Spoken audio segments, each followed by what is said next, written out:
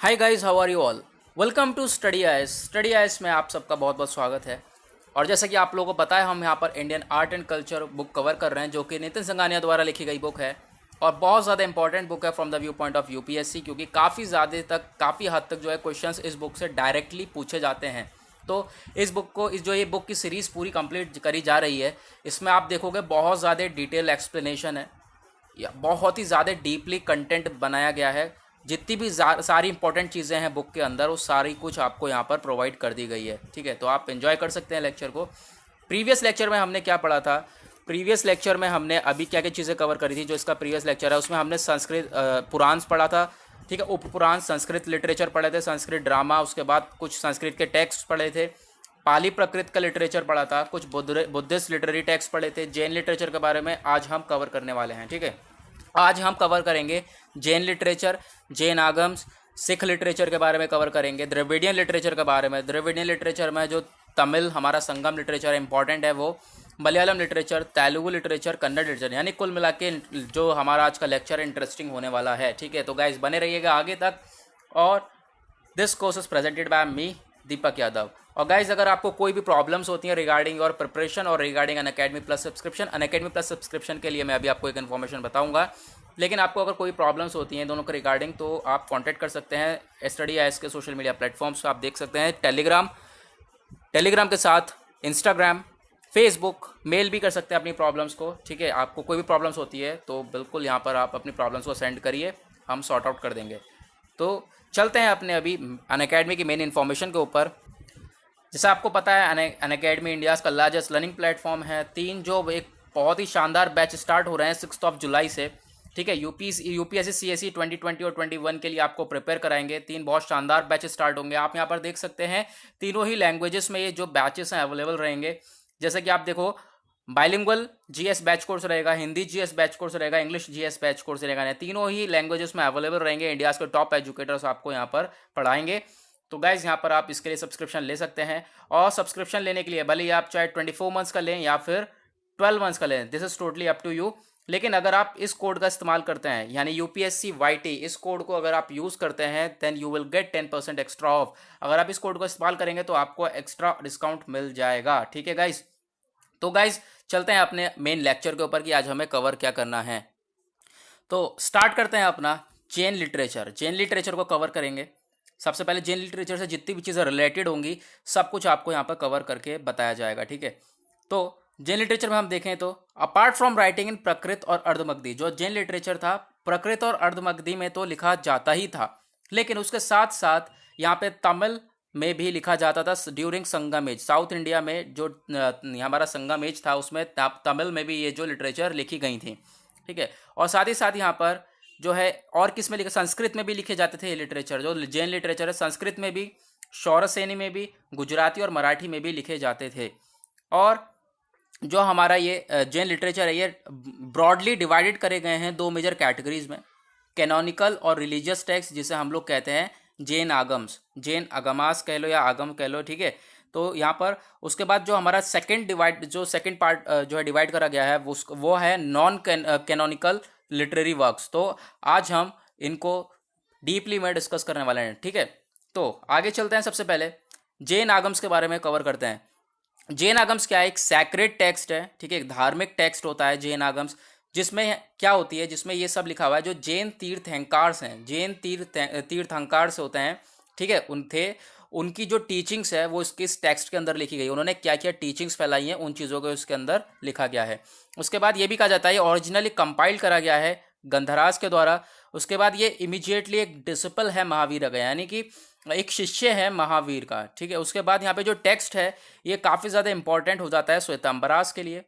उसके बाद यहाँ पे जो यहाँ पर आगम्स हैं उसमें क्या चीज़ है, उसमें 46 टेक्स्ट हैं। आगम्स में 46 टेक्स्ट हैं, 12 अंग्स हैं, 12 उपंग हैं, 10 परिक्रमास, उसके बाद 4 मूला सूत्र, उसके बाद 6 छेद सूत्र, 2 चूलिका सूत्र। ठीक है, ये हमारे जो हैं अगमास कंप्राइजेज ऑफ 46 टेक्स्ट, और 46 टेक्स्ट इस अलग अलग पार्ट्स में डिवाइड करे गए हैं और उनके नेम मैंने आपको बता दिए। और ये सब लिखे गए हैं अर्धमगधी प्रकृत लैंग्वेज में। ओके, लिखे गए हैं किस में? अर्धमगधी प्रकृत लैंग्वेज में। जो अंग है वो क्या चीज़ बताती है? श्रद्धा, किसके लिए? यहाँ पे टीच करती है श्रद्धा को अपनी लाइफ से forms of all lysis, strict codes of vegetarianism यानी वेजिटेरियन के ऊपर ज़्यादातर ध्यान दिया, सन्यासी, कंपैशन और नॉन वायलेंस, इन सारी चीज़ें के बारे में हमारे अंग बताता था। ठीक है, अब ये 12 अंगास, यहाँ पे 12 अंक कौन कौन से हैं पूरे के पूरे प्रेजेंट है, आप यहाँ पे देख सकते हैं। पहला आचारंग सूत्र, यानी कि एक ओल्डेस्ट अगम जो जिसे हम कहते हैं, अगर ओल्डेस्ट अगम अगर कहा जाए वो है हमारा आचारंग सूत्र। दूसरा सूत्र कृतंगा, ये डिस्क्राइब करता है code of conduct Jain Monks के लिए और उनकी मेटाफिजिक्स। उसके बाद हमारा नेक्स्ट है स्थांगा सूत्र। उसके बाद है संव्यवंगा सूत्र, जो कि डिस्कस करता है एसेंस ऑफ जैनिज्म, एस्ट्रोनॉमी और साथ ही साथ मैथमेटिक्स के ऊपर। उसके बाद व्याख्यान प्रजनपति और भगवती सूत्र। उसके बाद जंत्र धर्म कथा, नेक्स्ट उपासक दशा, उस नेक्स्ट अंतक्र दशा, नेक्स्ट यहाँ पर आप देख सकते हैं नेम अनुतरा पपादिकसदा। उसके बाद प्रसन्नवाय करानिनी, जो कि डिस्क्रिप्शन है सेंस का। उसके बाद विपाकसरुता, ठीक है, स्टोरीज और इलस्ट्रेशंस। उसके बाद दृष्टिवाड़ा, इसमें कंटेन है 14 पूर्वास। तो ये सारे हमारे 12 अंग हैं जिनके बारे में बता दिया गया। उसके बाद अब जो दिगंबराज हैं उन्होंने सैक्रेड टेक्स्ट दिया। ठीक है, दिगंबराज जो है उन्होंने एक धार्मिक टेक्स्ट, धार्मिक स्टेटस दिया किन्हें, 2 वर्क्स के ऊपर। 2 वर्क किए गए। वो वर्क कौन कौन से हैं? पहला है हमारा कर्म प्रभीता। ठीक है, कर्म प्रभीता यानी कर्म के ऊपर डिस्कशन। उसके बाद हमारा आता है शतखंडगामा, यानी कि कश्यप प्रभीता। ठीक है, ये दोनों हमारे जो एक सैक्रेड स्टेटस दिया गया है दिगंबराज के द्वारा। उसके बाद कुछ अदर इंपॉर्टेंट जैन वर्क्स हैं और ऑथर्स हैं। सबसे पहले हमारे भद्रबाहु, टाइम पीरियड है 3rd सेंचुरी BC, एक one of the greatest Jain monk हैं। ठीक है, जैन मॉन्क थे। उसके बाद एक टीचर थे चंद्रगुप्त मौर्य के, नोट डाउन कर लेना, चंद्रगुप्त मौर्य के टीचर थे। इन्होंने क्या लिखा? एक धार्मिक जो टेक्स्ट लिखा था जिसका नाम है, यहाँ पर आप देख सकते हैं, उव संग्राम। ठीक है, यहाँ पे उव संग्राम यहाँ पे लिखा गया, उव संग्राम स्तोत्र। साथ ही साथ कल्पसूत्रा भी लिखा गया। कल्पसूत्रा क्या? यानी बायोग्राफीज ऑफ जैन तीर्थंकर, जो जैन तीर्थंकर से, गाइज मैंने पहले कवर कराया भी जैन तीर्थंकर के बारे में। बुद्धिज्म में कितने जैन तीर्थंकर थे, जल्दी से आप मुझे बताओ नीचे कमेंट सेक्शन में। ठीक है, अब बायोग्राफीज जो है वो जैन तीर्थंकर की, उसे हम कहते हैं कल्पसूत्र। उसके बाद नेक्स्ट हमारे ऑथर थे आचार्य कुंदकुंद, जिन्होंने क्या लिखा? समय सार और नियम सार। ये सब क्या बताते हैं? ये दोनों टेक्स्ट लिखे गए और ये क्या चीज़ बताते हैं? जैन फिलॉसफी के बारे में। नेक्स्ट आते हैं हमारे राइटर समांता भद्र, ठीक है, जिन्होंने क्या लिखा? रत्न करंदा श्रवकचर, जो कि लाइफ बताता है, life of Jain house holder. उसके साथ साथ यहाँ पे क्या लिखा गया? दूसरा अप्ता मीमांसा, जो कि लिखा गया अराउंड 2 सेंचुरी AD के टाइम पर यहाँ पे इसको लिखा गया। तो उसके बाद नेक्स्ट जो ये सबसे ज़्यादा इंपॉर्टेंट है इन सब में, एक तो भद्रबाहु इंपॉर्टेंट है। उसके बाद हमारा नेक्स्ट इलांगो अधिगल के द्वारा लिखा गया था, इसे नोट डाउन कर लो, शिलापद्दिकरम लिखी गई है टेक्स्ट, एक one of the greatest epic कहा जाता है लिटरेचर की।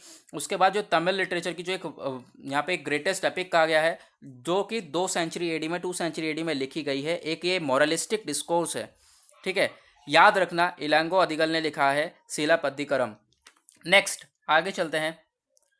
तो उसके बाद नेक्स्ट हमारे ऑथर हैं तिरुताकतेवार, जिन्होंने लिखा है शिवाका चिंतामणि। ये भी एक one of the oldest epic है, ठीक है, तमिल लिटरेचर का। उसके बाद आता है हमारा नलातियार, ये एक एंशिएंट तमिल टेक्स्ट है जो कि लिखा गया जैन मॉन्क्स के द्वारा। उसके बाद उमास्वतीस, इन्होंने यहाँ पर क्या लिखा है? तत्वर्था सूत्र, एक जैन वर्क है, संस्कृत में लिखा हुआ है ये। उसके बाद जिनासेन, जिन्होंने लिखा है महापुराण, साथ ही साथ यहाँ पे हरिवंश पुराण। ठीक है, इन्होंने यहाँ पर लिखा है। और उसके बाद नेक्स्ट है हमारे हरिभद्र सूरी, एक जैन ऑथर हैं जो कि संस्कृत में लिखा है इन्होंने। और उसके बाद जो है यहाँ पर हरिभद्र सूरी को यहाँ पर एक जैन ऑथर ने लिखा है संस्कृत में। उसके बाद हेमचंद्र सूरी एक फेमस स्कॉलर थे, ठीक है, जिन्होंने ग्रामर्स लिखे हैं संस्कृत की और प्राकृत लिखा है। ठीक है, ग्रामर्स लिखे हैं संस्कृत लैंग्वेज में और प्राकृत लैंग्वेज में। उसके बाद यूनिवर्सिटीज़ हैं वल्लभी और कलिंगा की, ये बहुत ज़्यादा इंपॉर्टेंट सेंटर हैं जहाँ पर जैन्स के बारे में लर्निंग बताई गई है। उसके बाद 9th से लेकर 12th सेंचुरी के बीच में जो जैन मॉन्क्स थे उन्होंने काफ़ी ज़्यादा लिखा कन्नड़ में। ठीक है, कन्नड़ का इस्तेमाल काफ़ी ज़्यादा हुआ, कन्नड़ भी इंपॉर्टेंट है। और जो 3 जैम्स है, 3 एक बहुत बड़े ऑथर कन्नड़ के, जो कि बहुत ज़्यादा इंपॉर्टेंट हो जाता है, आगे भी इसके बारे में बताया गया है डिटेल में। ठीक है। 3 मेन इंपॉर्टेंट हमारे ऑथर हैं कन्नड़ लिटरेचर के, वो हैं पंपा, पोना और राणा। ठीक है, ये एक फेमस राइटर्स हैं जो कि जैनिज्म से रिलेट करते हैं, लेकिन लिखते किस में है, कन्नड़ में।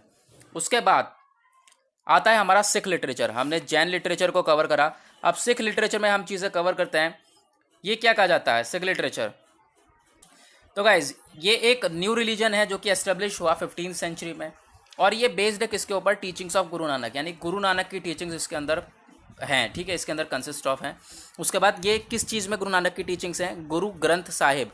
एक बिलीव्स और फिलॉसफीज़ क्या है सिखिज्म की, इन्होंने अपना जो सैक्रेड स्क्रिप्चर, धार्मिक स्क्रिप्चर इनका क्या है, गुरु ग्रंथ साहिब, जिसके बारे में हमने पहले भी कवर कर चुके हैं। अब गुरबानी जो है इसमें सॉन्ग्स हैं सिख गुरुज के, और गुरु ग्रंथ साहिब में यहाँ पर। उसके बाद जो इंपॉर्टेंट लिटरेरी वर्क्स है सिखिज्म से जो रिलेट करता है वो है अधिग्रंथ। ठीक है, अधिग्रंथ यहाँ पे कंपाइल करा गया है भाई गुरुज के द्वारा, किसके एज में, 5th गुरु के, यहाँ पे 5th गुरु के टाइम पर इसको जो है कंपाइल करा गया। और 5th गुरु कौन थे, गुरु अर्जन देव। ठीक है, 1604 में इसको कंपाइल करा गया, और ये लिखा किसमें गया, गुरुमुखी स्क्रिप्ट में इसको लिखा गया। नेक्स्ट, अब गुरु ग्रंथ साहिब जो है आदि ग्रंथ, ये फर्दर एक्सपेंड करा गया 1678 में अंडर 10th गुरु के टाइम पर। ये जो हमारा गुरु जो आदि ग्रंथ था इसको एक्सपेंड करा गया, बढ़ाया गया। ठीक, और वो 10th गुरु कौन है, हमारे गुरु गोबिंद साहिब।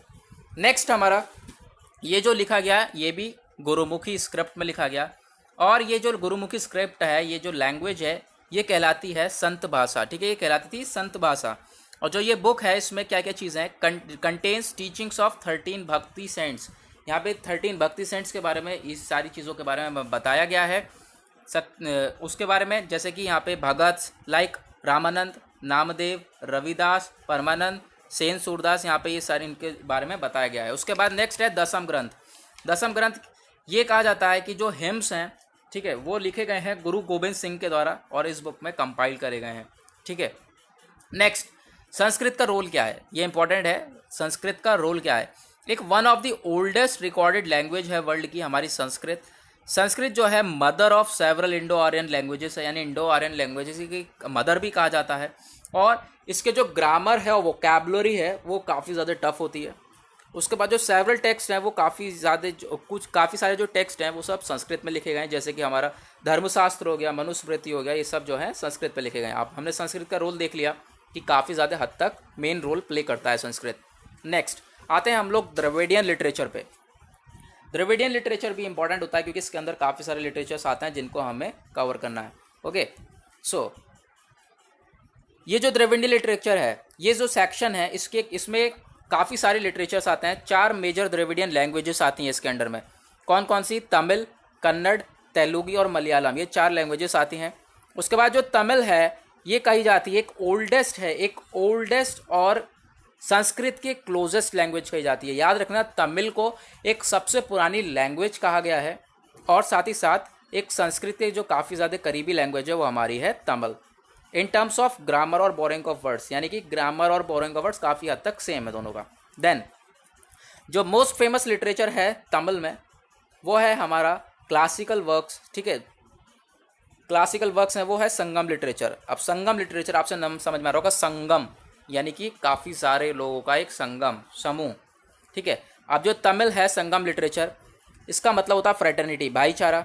ठीक है, उसके बाद ये जो लिटरेचर है ये काफ़ी ज़्यादा पॉपुलर हुआ अमंग्स द मासेस, लोगों के बीच में काफ़ी ज़्यादा लिटरेचर, ये जो संगम लिटरेचर था पॉपुलर हुआ। जो ये लिटरेचर है इसमें काफ़ी सारे वर्क्स जो हैं इसके अंदर कलेक्शन करा गया है। काफ़ी ज़्यादा वर्क्स कलेक्शन है, आप कलेक्शन ऑफ वर्क्स कह लो, जिसमें अप्रॉक्सीमेटली 2381 तो पोएम्स है संगम लिटरेचर में। साथ ही साथ जो एट्रीब्यूट करी गई हैं 473 पोएट्स को। साथ ही साथ जो ये लिटरेचर लिखा गया है 102 पोएट्स के द्वारा।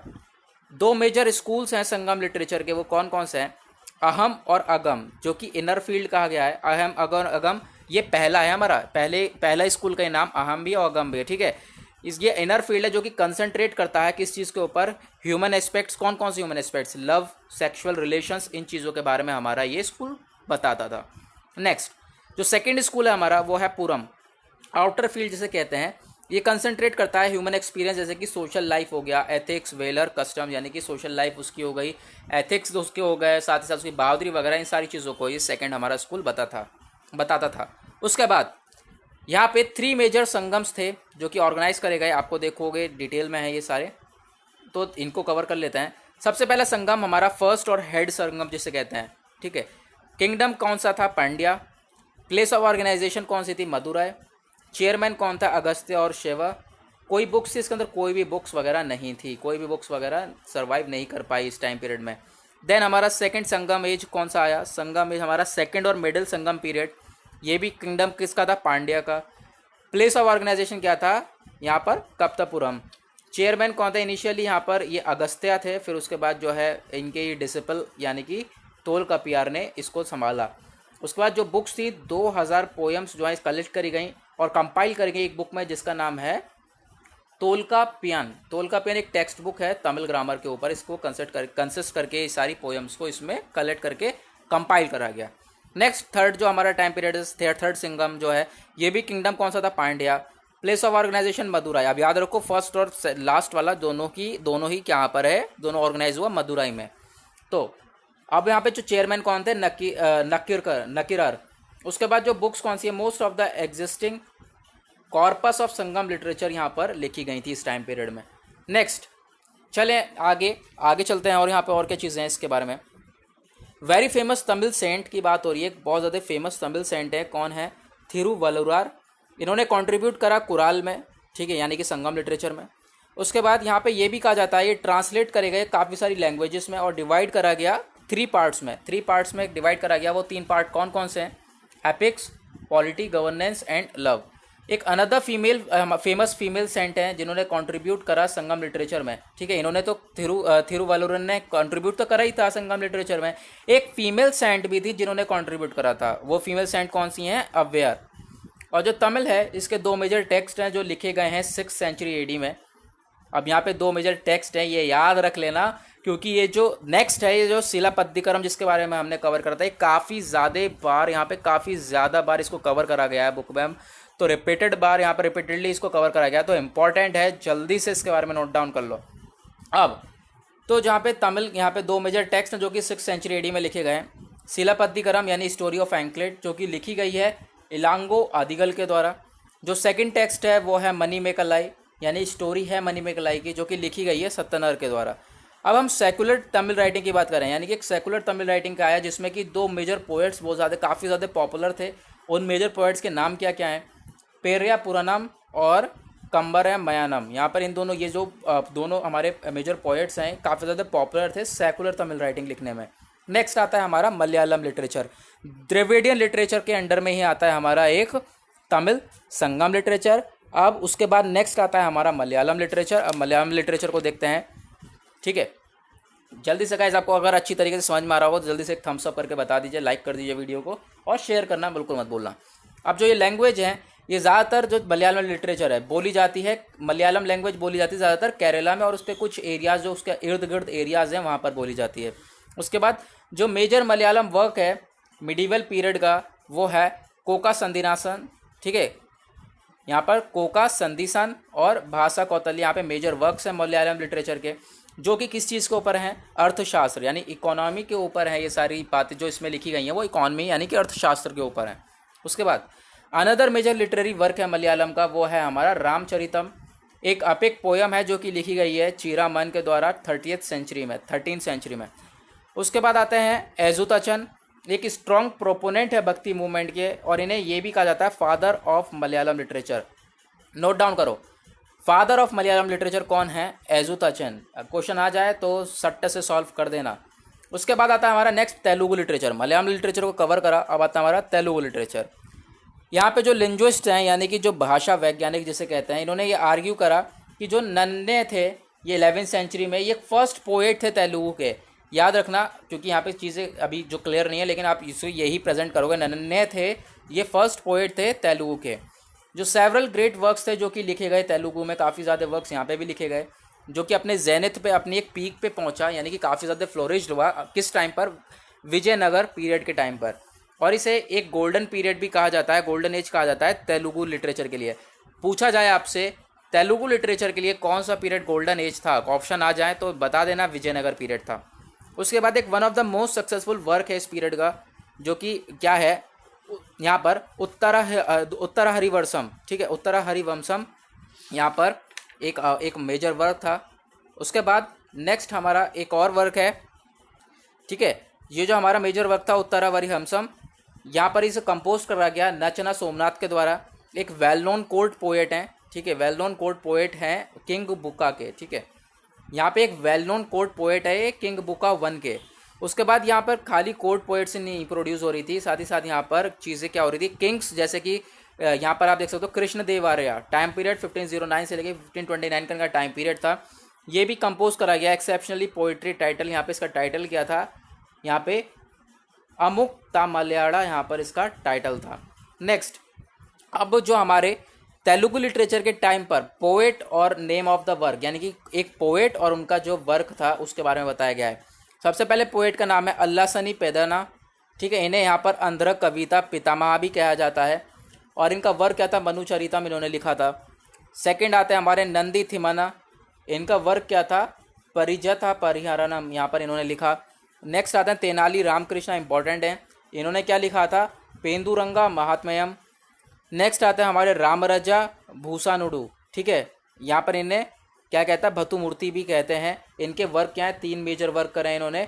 वसुचरितम लिखा है, साथ ही साथ यहाँ पर आप देखोगे नरसिंह भूलियालम लिखा है, साथ ही साथ हरिषि चंद्र नलोपाख्यानम भी इन्होंने लिखा है।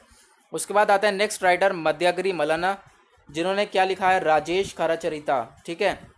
उसके बाद नेक्स्ट लास्ट राइटर हैं, कौन है, अयलरुजु राम भद्रदुडू, ठीक है। इन्होंने क्या लिखा है, 2 मेजर वर्क है इनके, रामभ्युदयाम, साथ ही साथ अकाला तसरा, ठीक है। इन्होंने यहाँ पर इनके मेन वर्क हैं। उसके बाद आते हैं हम लोग कन्नड़ लिटरेचर के ऊपर। गाइज जो यहाँ पर लेक्चर्स में प्रोवाइड कराया जा रहा है, एक एक चीज़ आपको, एक एक छोटी से छोटी चीज़, सारी चीज़ें आपको यहाँ पे लेक्चर में बता दी जा रही हैं, ठीक है। छोटी छोटी चीज़ें ले भी लेक्चर में कवर कर दी गई हैं। अब हम करते हैं जो हमारा लास्ट है आज का, कन्नड़ लिटरेचर। अब जो जैन स्कॉलर हैं उन्होंने ये जो अपना प्रयत्न किया काफ़ी कि कन्नड़ लिटरेचर को भी ग्रो करने में।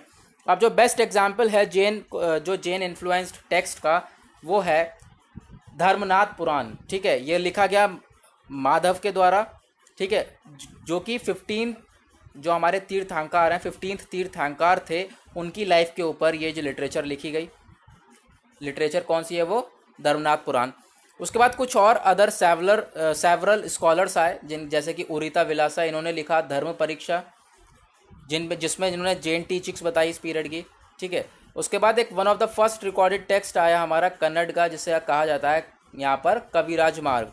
एक फर्स्ट रिकॉर्डेड टेक्स्ट है कन्नड़ का, वो कौन सा है, कविराज मार्ग, जो कि लिखा गया था निरिपतुंगा अमोघवर्षा 1 के द्वारा, ठीक है। निरिपतुंगा अमोघवर्षा 1 के द्वारा। 10th सेंचुरी में क्या था, 10th सेंचुरी में क्या हुआ, एक very popular powerful Rashtrakuta king यहाँ पर ये थे, ठीक है। यहाँ पर एक he was also a very popular Rashtrakuta king, यहाँ पर ये किंग भी थे एक, जिनके द्वारा ये पोयम लिखी गई है। नेक्स्ट, जो कन्नड़ लैंग्वेज है इसके काफ़ी सारे ग्रेट स्कॉलर्स हैं, बट जो यहाँ पर रत्नात्रय के जिसे कहते हैं, यानी जेम्स जिसे कहते हैं ना, जो एक ज्वेल हैं, वो कौन से हैं, जिनके बारे में हमने अभी 3 पोएट के बारे में पढ़ा था। पोम्पा पोना राना, यहाँ पर ये भी कहा जाता है 10th सेंचुरी में जो पाम्पा हैं, इन्हें कहा जाता था फादर ऑफ कन्नड़, ठीक है। अब याद रखना, 10th सेंचुरी में पंपा को कहा जाता था फादर ऑफ कन्नड़, जिन्होंने अपने 2 ग्रेट वर्क लिखे, 2 एपिक्स लिखे और ग्रेट वर्क के रूप में देखे गए। वो कौन कौन से, आदि पुराण और विक्रमार्जुना विजय। उसके बाद आते हैं हमारे पंपा की भी बात हो रही है, ये रिनोन करा, इन्होंने अपनी मास्टरी करी रास के ऊपर, ठीक है, जो कि एक पोएटिक कॉम्पोजिशन में यहाँ पर उनका रास के ऊपर काम करा, जो कि अटैच करा गया कोर्ट ऑफ चालुक्य अरिकेसरी से। उसके बाद जो सेकंड जैम है हमारे, सेकंड जो ज्वेल कह सकते हो, एक सेकंड हमारे रतन है, वो कौन है, पोन्ना। इन्होंने काफ़ी सारे फेमस ट्रिटीज़ लिखे, जो कि टाइटल था इसका शांति पुराण। और जो थर्ड जैम है हमारे, थर्ड जो हमारे रतन है, वो है राणा, जो कि ऑथर्ड हैं अजितानाथ पुराणों के, ठीक है, अजितानाथ पुराणों के यहाँ पर ये ऑथर्ड हैं। और उसके बाद भी काफ़ी सारे जो क्वाजी रिलीजियस टेक्स्ट हैं जो कि कंपोज करेगा इस पीरियड में, जैसा कि नरहरि ने कंपोज करा, तरावे रामायण को कंपोज करा, ठीक है। और ये भी कहा जाता है ये फर्स्ट स्टोरी है जो कि राम इंस्पायर्ड हुए थे वाल्मीकि रामायण से, और रिटन है पूरी की पूरी कन्नड़ में, ठीक है। ये फर्स्ट स्टोरी है राम के ऊपर जो कि इंस्पायर हुए हैं ये वाल्मीकि रामायण से। राम इंस्पायर नहीं हुए हैं, ये स्टोरी इंस्पायर होकर लिखी गई है वाल्मीकि रामायण से। और ये पूरी की पूरी स्टोरी लिखी हुई है कन्नड़ में, याद रखना, तारावे रामायण। एक अनदर फेमस टेक्स्ट था, वो था हमारा जैमिनी भारत। ठीक है, ये लिखा गया लक्ष्य, यहाँ पर आप देख सकते हो, लक्ष्य मिशा के द्वारा। और ये काफ़ी ज़्यादा became so famous that it is called the कामता करिकोतवा चैत्रा, यानी कि काफ़ी ज़्यादा फेमस हुआ। और किस नाम से जाना गया? कामता करिकोतवा चैत्रा। ठीक है, यानी कि कर्नाटका मैंगो ग्रोव का स्प्रिंग सीजन, यानी कि कर्नाटका जो हमारा आम के बाग हैं उसमें स्प्रिंग सीजन को यहाँ पर इस चीज़ में टेक्स्ट में बताया गया है। ठीक है, तो गाइस यहाँ पर हमने कन्नड़ लिटरेचर के साथ साथ हमने जो है जैन लिटरेचर को भी ख़त्म कर दिया है। उसके बाद जो हमारा नेक्स्ट लेक्चर रहेगा वो रहेगा मिडीवल लिटरेचर के ऊपर। ठीक है, नेक्स्ट लेक्चर हम कवर करेंगे मिडीवल लिटरेचर के ऊपर, जिसमें हम लोग पढ़ेंगे पर्शियन का लिटरेचर पढ़ेंगे, उर्दू पढ़ेंगे, हिंदी और उसके डायलेक्ट्स पढ़ेंगे। मॉडर्न लिटरेचर में हम लोग हिंदी पढ़ेंगे, बंगाली, उड़िया एंड आसमीज़ लिटरेचर, उसके बाद गुजराती, राजस्थानी, सिंधी लिटरेचर को कवर करेंगे।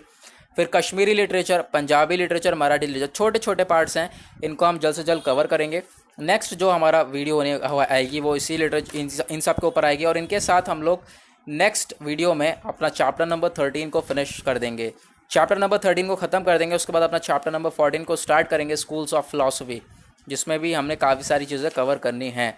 ठीक है गाइस, तो गाइस यहाँ पे हमने कर लिया है पूरा लेक्चर ख़त्म, और काफ़ी सारी चीज़ें हमने आज जानने को सीखी हैं, हमने काफ़ी सारी चीज़ें सीखी हैं। तो गाइस आपको वीडियो कैसी लगी उसके लिए आप यहाँ पे एक थम्स अप करके बता सकते हैं। उसके बाद आपको कोई भी प्रॉब्लम्स हो तो नीचे आप कमेंट सेक्शन में भी ज़रूर टाइप करें, आपकी प्रॉब्लम्स को सॉर्ट आउट करा जाएगा।